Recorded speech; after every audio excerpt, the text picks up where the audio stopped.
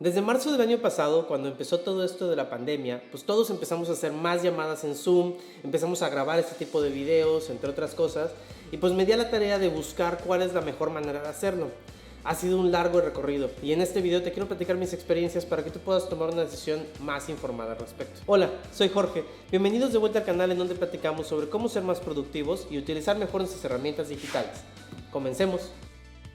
Hay un par de advertencias que tengo que hacer. La primera es que no soy fotógrafo, no sé prácticamente nada de cámaras, nada de iluminación, nada de sonido. Lo que te voy a platicar en este video lo he aprendido a lo largo de este año, viendo muchos videos de YouTube e investigando al respecto. Entonces, seguramente habrá muchos términos que no los use de la manera correcta. Te los voy a explicar como yo los entiendo y para lo que a mí me han funcionado. La gran mayoría de los videos de YouTube te van a decir que la mejor elección de cámara depende de mucho para qué la necesitas. Por lo tanto, te quiero platicar para qué la necesitaba yo. Yo particularmente necesitaba una cámara para dos cosas: hacer videoconferencias en Zoom, que me paso un 50-60% de mi tiempo en videollamadas, y para grabar este tipo de videos. Eso quiere decir que seguramente habrá mejores cámaras si vas a tomar fotografía o si vas a hacer fotografía de la naturaleza, cosas por ese estilo. Las recomendaciones que yo te voy a dar en este video son particularmente para resolver esas dos cosas: videollamadas y grabar videos de YouTube. Habiendo dado las advertencias anteriores, en este video vamos a tocar 6 puntos.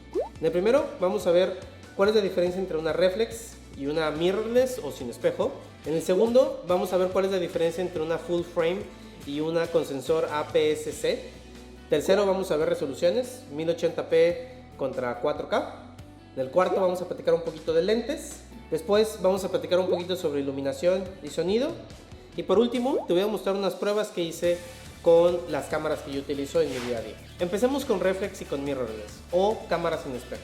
Cuando te metes a investigar al respecto de cámaras, te vas a encontrar un mundo de definiciones y un mundo de palabras extrañas que la verdad es que son bastante complejas de entender. La primera decisión, una de las primeras decisiones que tienes que tomar es si quieres una cámara reflex o DSLR o una mirrorless o sin espejo.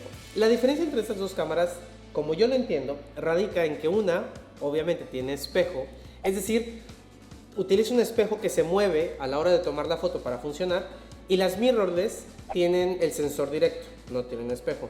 Si tú quieres ver la diferencia, lo puedes ver en este video. Esta cámara que estoy utilizando ahorita es una sin espejo y esta cámara es una reflex o DSLR. Tú dime, ¿notas las diferencias? Mi tren de pensamiento para elegir mi cámara fue el siguiente. Por lo que estoy investigando, las cámaras mirrorless o sin espejo son prácticamente el futuro. Muchos youtubers, como Peter McKinnon por ejemplo, te recomiendan muchísimo las cámaras sin espejo. De hecho, los últimos lanzamientos de Canon, como la R5, la R6, la R3, incluso la EOS R, la EOS R y la EOS RP, son siempre cámaras sin espejo. Esto porque yo creo que porque requieren menos mantenimiento. Al final del día, una cámara como esta, que tiene un espejo que se mueve, es más sensible, es más cuidadosa, es más grande.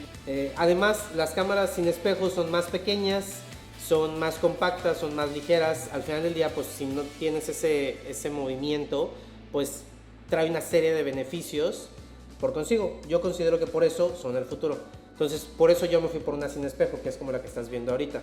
De hecho, en Canon al menos, hay varios tipos de lentes. Los lentes EF, EF-M y RF. Los EF son los lentes de toda la vida de Canon. Se están produciendo desde hace muchos años. Por ejemplo, este lente es un EF. Y esos lentes ya dijo Canon que si bien los va a seguir produciendo, no va a desarrollar nuevos lentes para ellos. Ahorita realmente en donde se está concentrando Canon es en sus lentes RF, que son justamente para todas sus cámaras sin espejo full frame, como la EOS R, la RP, la R5, la R6 y las que te dije hace rato. Eso me lleva perfecto a mi siguiente punto: full frame versus sensor APS-C. Otra vez, por lo que estoy investigando, seguramente hay fotógrafos allá afuera que me podrán corregir mucho en lo que yo voy a decir. Pero por lo que estoy investigando, las cámaras antiguas, las cámaras que utilizaban rollo, el rollo estándar era de 35 milímetros. Hoy por hoy, cuando se convierte a digital, ese es el tamaño estándar del sensor que tiene adentro tu cámara.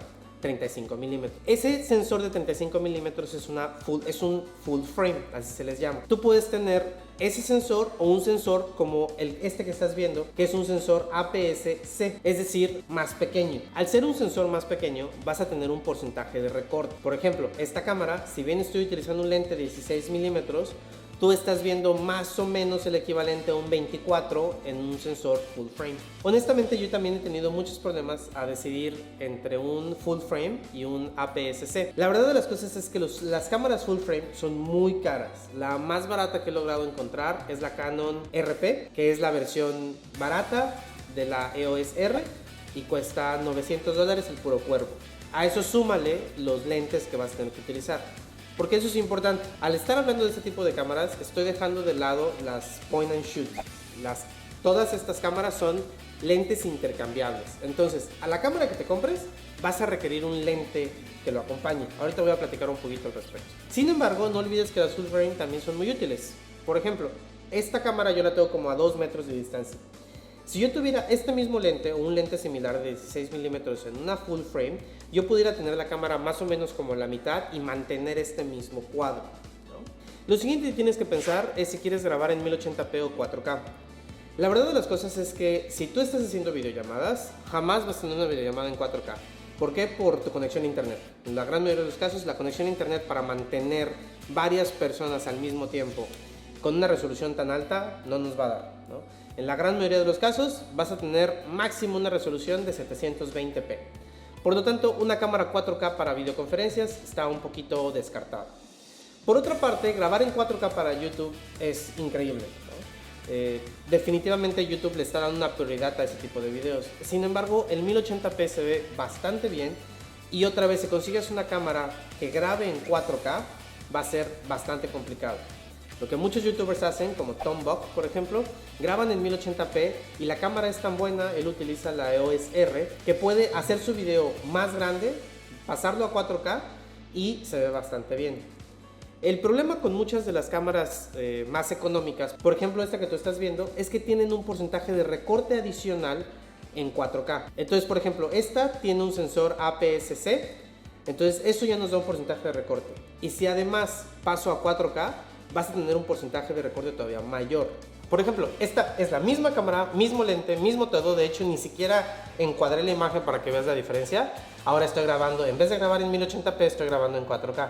Aquí ya hay mucho recorte, ¿no crees? Regresemos a tener un poquito más de aire para continuar con el video.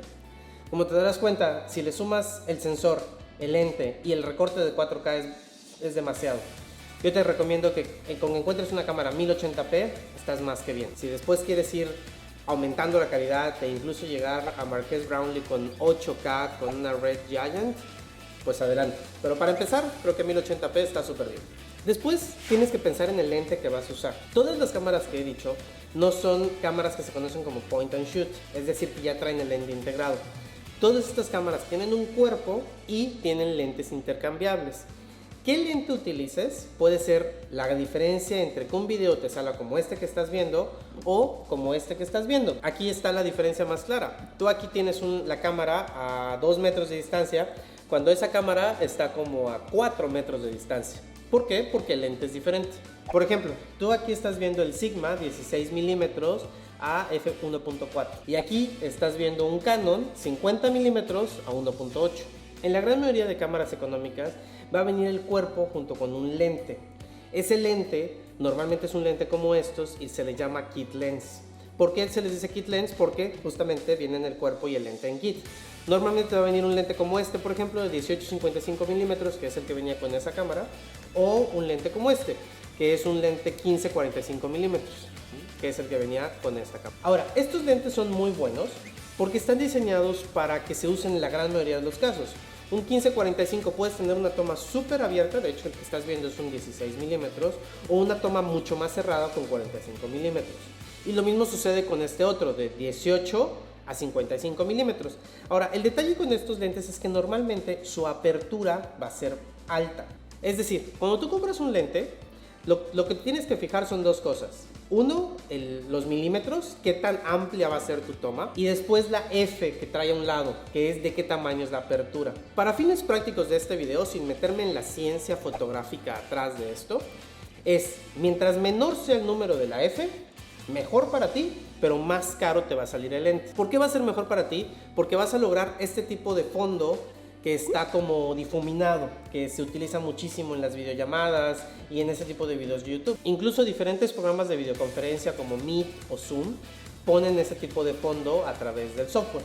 Eso no significa que un lente como este no lo puedes usar por una videollamada, al contrario, por supuesto que sí. Sin embargo, no vas a lograr este efecto. Toma en cuenta también que si bien yo estoy utilizando un 16 milímetros aquí y un 50 milímetros acá, tienes el factor de recorte de la cámara, o en este caso del sensor de la cámara. Por lo tanto, no va a ser lo mismo en una full frame que en una con este tipo de sensor. El lente que yo te recomiendo, tanto para videos de YouTube como para videollamadas, es este justo que estoy utilizando, un Sigma 16 milímetros a 1.4. Este está hecho específicamente para el sensor APS-C, por lo tanto no vas a tener problema con cámaras de este estilo. Si no quieres invertir en el lente, no te preocupes, puedes utilizar el mismo lente que venga con tu cámara, dependiendo de la cámara que estés comprando. Sin embargo, son unas cosas por otras. Y no te preocupes, ahorita te voy a hacer una prueba de las cámaras que yo utilizo y los lentes que yo utilizo en sesión de videoconferencia para que veas las diferencias. Habiendo dicho todo esto, si bien la cámara y el lente que utilices es muy importante, realmente hay dos cosas adicionales que tienes que tomar en cuenta. La primera es la luz. Al final de este video te voy a hacer una prueba con una webcam con luz y sin luz, para que veas la gran diferencia que puede hacer tener una ventana o una fuente de luz cerca. Por ejemplo, este video yo lo estoy grabando con luz natural y me funciona bastante bien. Tengo un poquito más iluminada la parte izquierda de la cara que la de la derecha y por lo tanto tengo este efecto de profundidad.